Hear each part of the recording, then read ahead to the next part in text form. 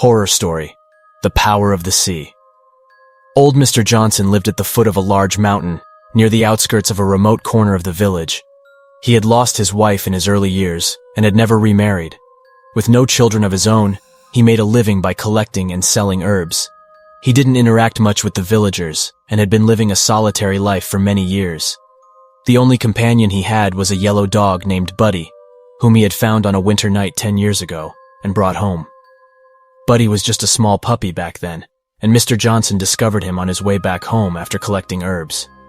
It was a bitterly cold winter night, and the strong winter wind was blowing. The shivering Buddy was curled up on the ground, and Mr. Johnson felt a deep sense of pity for the little dog. He thought to himself that it was a life too, and decided to rescue him without hesitation.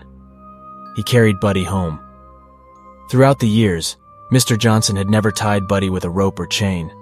He let him roam freely, but since that day, Buddy considered Mr. Johnson's home his own. He never wandered off, and always returned if he went out. Mr. Johnson regarded Buddy as his family, feeding and caring for him every day. He would talk to Buddy, and the two of them led a peaceful and quiet life together. Buddy seemed to understand everything Mr. Johnson said. He never ran or bit anyone, and he was exceptionally well behaved. When Mr. Johnson ate his meals, Buddy would sit quietly beside him without causing any trouble. When Buddy needed to relieve himself, he would go to a place far away from Mr. Johnson's house. And when it was very cold in winter, Buddy would sit quietly in the yard unless Mr. Johnson spoke to him, never venturing into the warm house on his own. One day, on an extremely cold day, Mr. Johnson returned home after collecting herbs and found Buddy lying beside his doghouse, trembling all over. He realized that Buddy must be freezing, so he hurriedly carried him inside the house. He wrapped Buddy with his own blanket and held him tenderly next to the fireplace until he recovered. Feeling sorry for Buddy and knowing how sensible he was, Mr. Johnson said to him, "Buddy, if you ever feel cold, just go into the house by yourself." From that day on, whenever it was cold or windy, if Mr. Johnson was at home, he would tell Buddy, "Buddy, if it's too cold outside, go into the house by yourself." He even prepared a cushion for Buddy inside the house. Buddy seemed to truly understand Mr. Johnson's words. From then on, whenever there was heavy snow, a storm, or strong winds, Buddy would go inside the house for a while.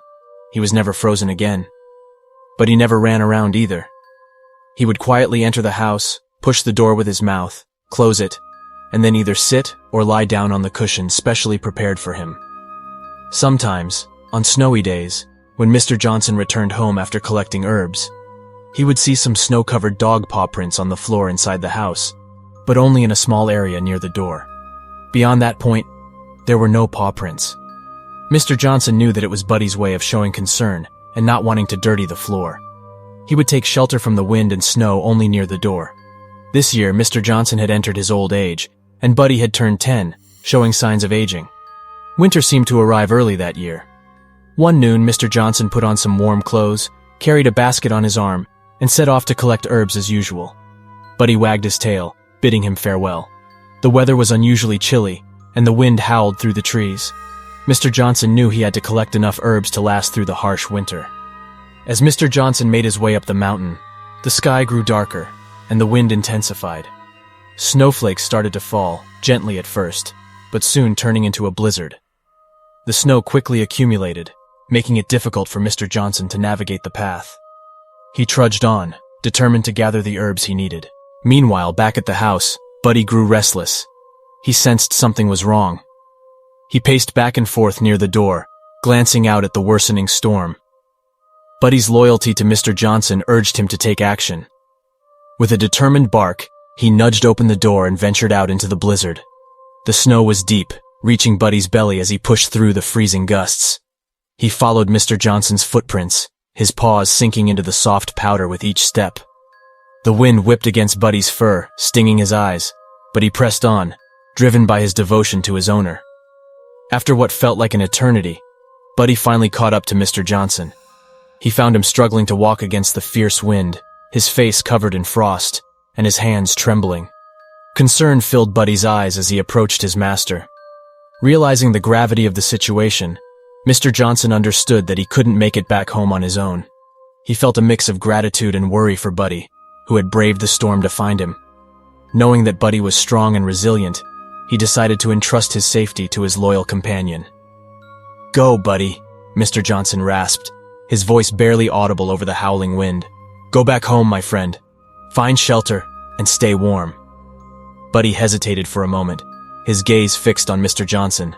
He understood the urgency in his owner's voice, but couldn't bear the thought of leaving him behind. Nevertheless, he knew he had to obey. Reluctantly, Buddy turned and started the treacherous journey back home. The blizzard had intensified, and visibility was almost non-existent.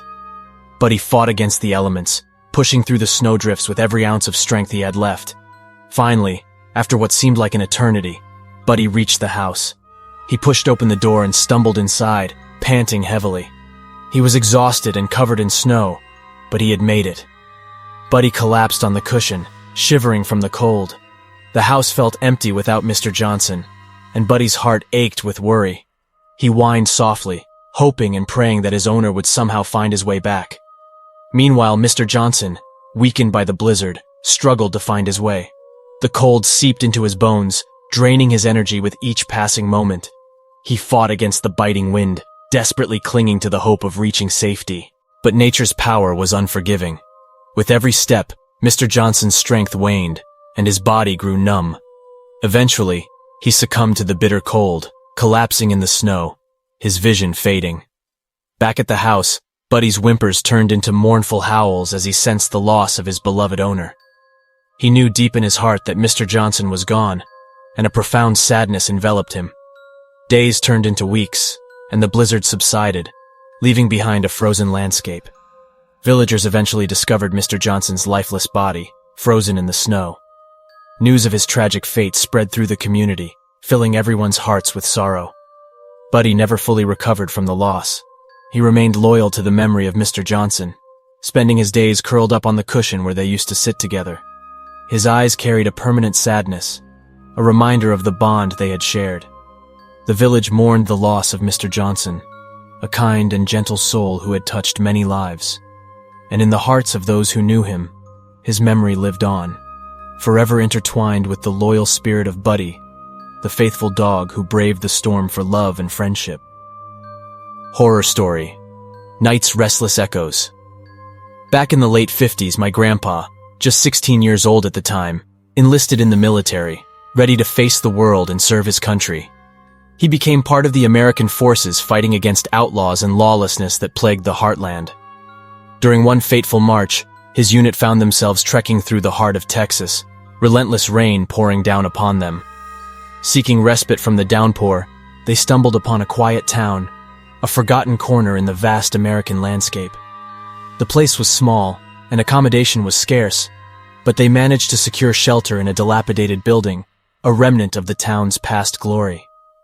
As the rain relentlessly lashed against the weathered windows, my grandpa's squad found themselves assigned to the building's final unclaimed room. Little did they know that the village elders had warned against this room, whispering of its tainted history. The squad leader, a seasoned soldier with nerves of steel, dismissed the warnings as mere folklore. "We're soldiers, damn it! Hauntings and spirits don't concern us. We take shelter where we can find it," he declared, unwavering in his conviction. The room was dimly lit, the air heavy with the scent of dampness and decay. Exhausted from the day's march, the soldiers settled into their makeshift beds, eager for a few hours of rest before the next leg of their journey. But as the storm raged outside, a mournful wail pierced through the darkness, cutting through the soldiers' fatigue and slumber. It was the anguished cry of a woman, haunting and despairing, echoing from the shadows. Startled, the soldiers leaped from their beds, adrenaline coursing through their veins. Was it an enemy trick, or something more sinister? The squad leader, ever the embodiment of courage, rallied his men. "We won't be cowed by some damn ghost! Arm yourselves! We'll face whatever this is head on!" he commanded. With hearts pounding, they scoured the room and its surroundings, but no trace of an intruder could be found. The cry persisted, growing louder and more unbearable, yet their search yielded nothing. Fear crept into their bones, uncertainty clouding their resolve. They huddled together, their eyes darting nervously, struggling to comprehend the inexplicable. Then the squad leader's voice cut through the tension. "Listen, damn it! Focus on the cry! Where is it coming from?" Like soldiers in the midst of battle, their senses honed, They strained to locate the origin of the haunting cry. And there it was, a unanimous agreement. The cry emanated from beneath the bed. "Bull! Iron pillar! Move that damn bed and dig!" the squad leader commanded, his voice tinged with equal parts determination and dread. The two soldiers, their muscles flexed with trepidation, heeded the order. With each shovelful of dirt they unearthed, the cry intensified, as if angered by their intrusion. The room grew colder, the atmosphere suffused with an otherworldly presence. Finally, their shovels struck something solid, and a metallic thud echoed in the room. The squad leader, fueled by a mix of anticipation and dread, approached cautiously, unveiling a hidden secret buried for years. It was a jar, a porcelain jar tightly sealed, holding secrets that defied reason. With trembling hands, he pried open the jar, and a gleam of gold and silver spilled forth, a treasure long forgotten. The squad leader, his eyes reflecting a mix of wonder and fear, whispered, "Rest now, lost soul. Your tears shall cease." As if in response, the mournful cries ceased, swallowed by the void of the room. The next morning, carrying the jar of treasures, the squad leader sought out the town's elder, ready to unravel the night's enigma. He recounted the harrowing events, presenting the jewelry as evidence of their encounter. The elder's eyes widened, recognition flickering within. These were the possessions of the landowner's mistress, he confessed, his voice barely above a whisper. A wave of understanding washed over the squad leader and his men. The mistress, tormented and abused by the landowner's wife, had chosen this room as her final refuge. Trapped in her misery, her anguished cries resonated through the ages, seeking solace and release. The mistress's disappearance and the subsequent chaos of war had buried her story beneath layers of time and silence. But that night, in the face of their bravery, she found peace, and her treasures were brought to light once more. And so, the squad leader and his comrades departed, leaving behind a town forever changed. But whispers of the haunted room and the cries that pierced the storm would forever linger in the hearts of those who dared to remember, a testament to the restless echoes of the past.